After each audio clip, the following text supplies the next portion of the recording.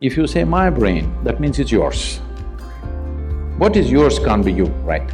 It's a colloquialism that we use because I need to refer to this one in here. These are impressions that we have taken in. I think there's a possibility that it's exactly what happens. If one does this, then you will see perception will explode in ways that they have not imagined possible.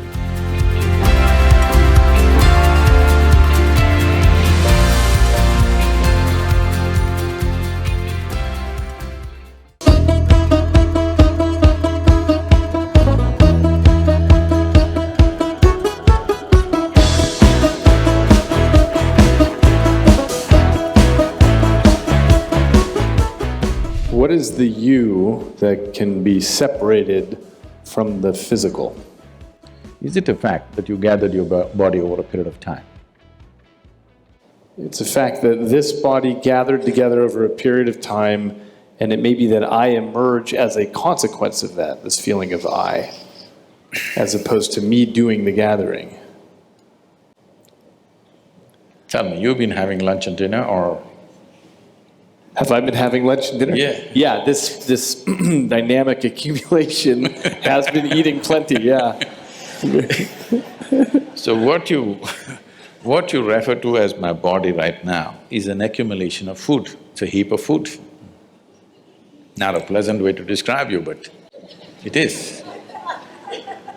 What you call as my mind, largely in people's experience, is an accumulation of impressions over a period of time. So, if you have to gather this much of impressions and this much of body, something more fundamental must be there, isn't it? Houston, Texas is an accumulation of roadways and buildings, but we wouldn't say that Houston was there and then gathered. You are not a piece of geography. You are not a piece of geography, are you? Well, I may be exactly that, a physical being. I'll tell you why, from my perspective, that seems like a possibility. It's because we're across the street from the world's largest medical center, and every day there are thousands of people there whose geography is changing because of Alzheimer's or stroke or tumor or traumatic brain injury, and who they are changes. It doesn't seem like there's something fundamental that outlasts damage to the tissue. See, you're talking about thought and emotion. The biggest mistake we have made is, we have given too much significance to human thought. Whatever you think is only happening from the limited data that you have gathered, yes or no? Yes. So the data that you and me have gathered, however big we may think it is, in terms of the cosmos, it's minuscule, it's nothing.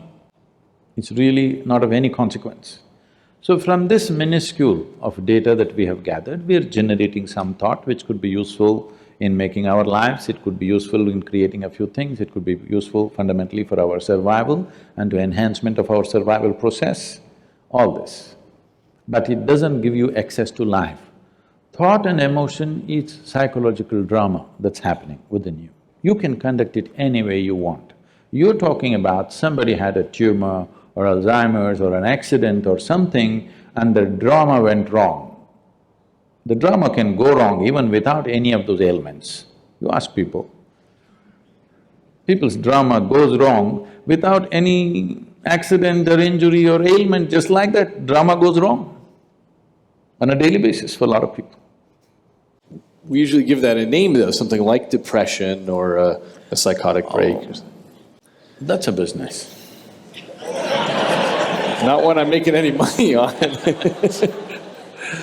I'm saying there's only this much. Either your faculties are taking instructions from you, or they have become compulsive for some reason, all right? Either your body and mind, you can conduct it consciously, or it's become compulsive. That's all that's happening. Whether you call it physical ailment or mental ailment, all that's happened is just this, that your fundamental faculties of existence on this planet is your body and your mind. These two things, you have lost grip over them. So it can become this kind of ailment or that kind of ailment or whatever, but fundamentally you have lost charge That's all that's happened. If your body and your brain took instructions from you, would you create depression? Would you create illness? Would you create anything? You would create highest level of pleasantness for you, isn't it? We certainly would if there were a separate you that could gain that control. See, we can come to this like this. There is something called… because I see that you keep referring my brain. If you say my brain, that means it's yours. What is yours can't be you, right? It's a colloquialism that we use because I need to refer to this one and here. I need to specify which brain I'm talking about. See, when I say my hand, I know even without my hand, I can still exist. Similarly, if certain parts of the brain are gone, our ability to think and feel the way we were doing it earlier may be gone, but still that person is not gone. That's the question. So if I lose a little part of my finger, I'm still me, but if I lose a chunk of brain tissue that same size, I can be someone completely different. No, you're talking about personality. Personality is again an acquired thing. Beyond personality, I can lose memory, I can lose consciousness, of course, I can lose the ability to perceive reality the way that we do now. I might become colorblind because of a lesion, because damage to a particular part of my brain. I lose the ability to understand what objects are. Okay, let's come to this. See, suppose somebody became colorblind because of an injury or whatever that happened to them, unfortunately. That person still knows, I have become colorblind, isn't it? He's still there.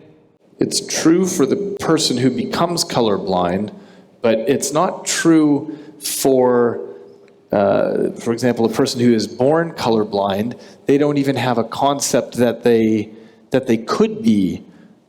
They don't have a concept of color. So let's take a person who's born blind entirely. They don't even have a concept of vision. So who's the you for them? Do they… Say, even a person who is visually impaired, who's never seen the world around, he still exists within himself. He's as much a man or a woman as anybody else can be. It's just that if all of us were blind, we would be quite a fine society without eyes. Yes, isn't it? Only because somebody has and I don't have, in comparison I have a problem. Otherwise, if none of us had eyes, you think we wouldn't have found our way around? We would have. Maybe not the same way, in a different way.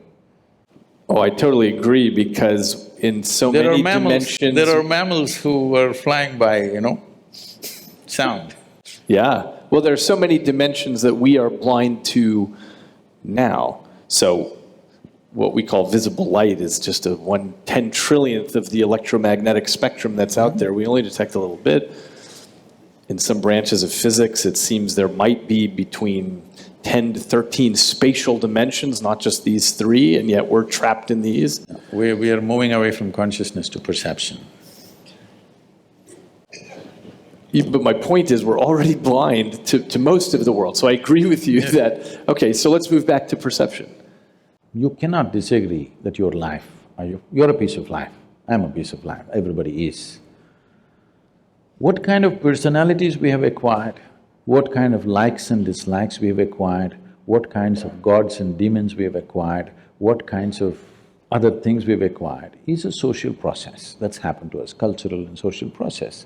If you were born in a different part of the world, it would be entirely different. Depending upon what we are exposed to, these are impressions that we have taken in, phenomenal amount of impressions. Leaving that aside, let's look at one fundamental. Whatever you gather, you can only claim it's mine. You cannot say it's me, isn't it? Whatever you gather. How do you mean? You mean your body? You say anything. I can say, this is my chair. If I sit here every day and then I say, this is me, then there's a problem.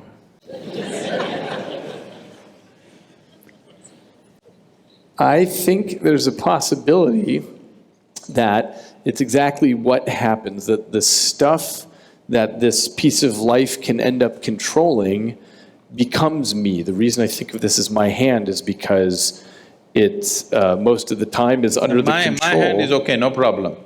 My hand is okay, me is the problem. What did you say, me? My hand means it belongs to you, no problem with that. When it becomes me, then it leads to a completely distortion of perception. Okay, I think, so you're talking about identity, what you identify yourself as? The nature of the mind is such, it is looking for some… because human intellect and human intelligence has broken out of a certain bond which was there for every other creature, that they could function like an automated machine through certain instinctual process.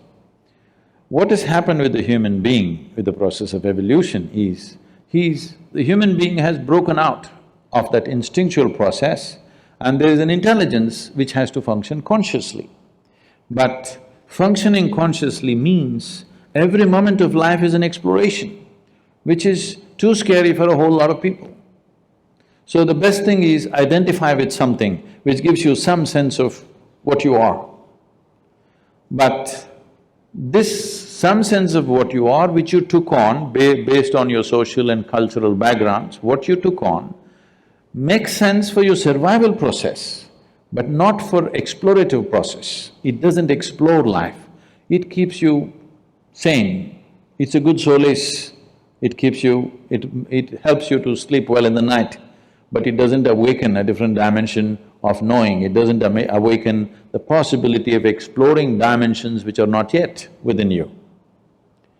So if this has to happen, the most important thing is to be able to sit here not identified with anything. When I said it's so hard to remain uneducated in this world, because everybody is busy wanting to teach you something. This is all I did in my life, to remain uneducated, not to be influenced by parents, by family, by religion that's happening around you, culture that's happening around you, education that people are forcing on you, just to be the way creation intended you to be, simply. See, I may not fit into the university milieu, but I'm okay, you know. Just simply the way you were born. Not tangling up your intelligence to any particular thing, either your nationality or your religion or your race or your creed or your family or any kind of identity or your gender or whatever, simply to be able to view your life just as a piece of life. If one does this, then you will see perception will explode in ways that they have not imagined possible.